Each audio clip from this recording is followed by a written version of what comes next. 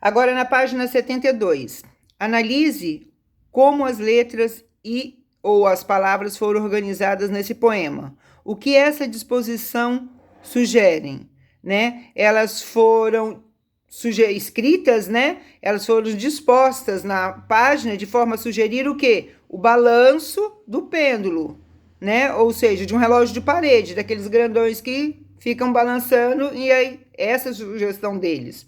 Reescreva o texto do poema em prosa. Então aí ficaria pêndulo, ponto. No relógio de parede, os segundos brincam de gangorra. Todo na mesma linha, tá vendo? Ao transcrevê-lo em prosa, o que é possível concluir em relação ao efeito de sentido, né? Quando você viu a escrita anterior, ela não é mais expressiva? Ela não transmite melhor a ideia do que em prosa, né? A imagem contribui diretamente para quê? Para a gente ir de encontro, imaginar aquilo que ele queria transmitir. Que brincadeira o eu lírico faz por meio da mensagem escrita? Ele sugere o quê? O balanço, né? Do pêndulo de um relógio de parede, né? Ele tem toda uma representação, ele brinca com as palavras, para quê? Para que a gente imagine como se estivesse olhando, observando o relógio da parede, como se fosse uma gangorra.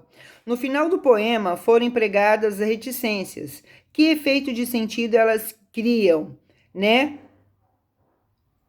Elas criam efeito, o sentido que ela tem é o quê? É o balanço do pêndulo do relógio. O movimento continua, é constante, tá? A não ser quando ele para.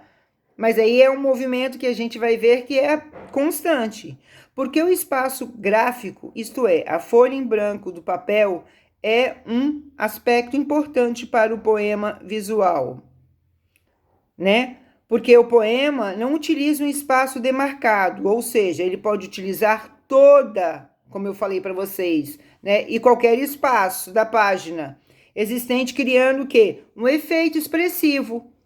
Se fosse só recortado daquele jeito, né, em forma, você ia achar que era uma árvore e não entenderia que é um pêndulo que ele está fazendo, tá? De que forma o poema visual Pêndulo utiliza a folha em branco para constituir, né, o texto? Né, elas são dispostas de modo a sugerir a imagem do balançar do pêndulo, né, o movimento. E a parte em branca da folha contribui para quê? Para que essa imagem, né, seja inferida pelo leitor, ou seja, que nós imaginemos o que ele quer nos transmitir. As imagens a seguir apresentam algumas possibilidades de distribuir e organizar as palavras em uma folha branca de papel. Observa-as e em seguida escolha uma delas para a realização desta atividade. Letra A. A imagem que você escolheu lembra o quê? Né? A primeira é o símbolo do infinito e a segunda é o quê? Uma estrela. Faça uma lista de palavras que podem ser utilizadas no poema visual. Então, a letra B e a letra C, vocês vão fazer, tá? E vão postar para mim, para eu ver o que vocês criarem, a poesia que vocês criarem. Pesquise alguns poemas visuais em livros ou na internet. Então, 2, né? Esse exercício 2, o 8 e o 9, vocês vão fazer e postar para mim. Aí depois nós temos lá o número 10 da página 76. Observe a seguir outro poema visual. Canção para ninar gato com insônia. Tá vendo, ó, o poema visual, ó, direitinho, ó. Rom, rom, rom, é o quê? É o som do gato como se ele estivesse dormindo, ó. Zzz. Tá vendo, ó? Um dos recursos verbais possíveis para criar um poema visual são as onomatopeias. Lembra das figuras de linguagem? Onomatopeia é o quê? É o som. Au, au. Vrum, vrum. Ding-dong. Tá vendo? Isso são onomatopeias. Identifique-as no poema e explique a cada uma delas se refere. O rum-rum é o quê? É o som produzido pelo gato. E o z aí é o som indicado no ato de dormir. B. Com base no significado dessas onomatopeias, qual é a relação entre o emprego e a imagem visual formada? né? A disposição dessas onomatopeias aí indica o quê?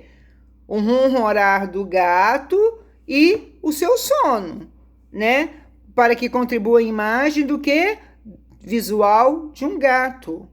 E que ele está com sono. Que outras palavras você poderia ser utilizadas para compor o poema? A mesma ideia. Você poderia colocar miau, miau. Ou então ronque, ronque, ronque, que está roncando, tá? E assim nós finalizamos a atividade de outra. Não esqueçam dos exercícios que estão propostos. Um beijo.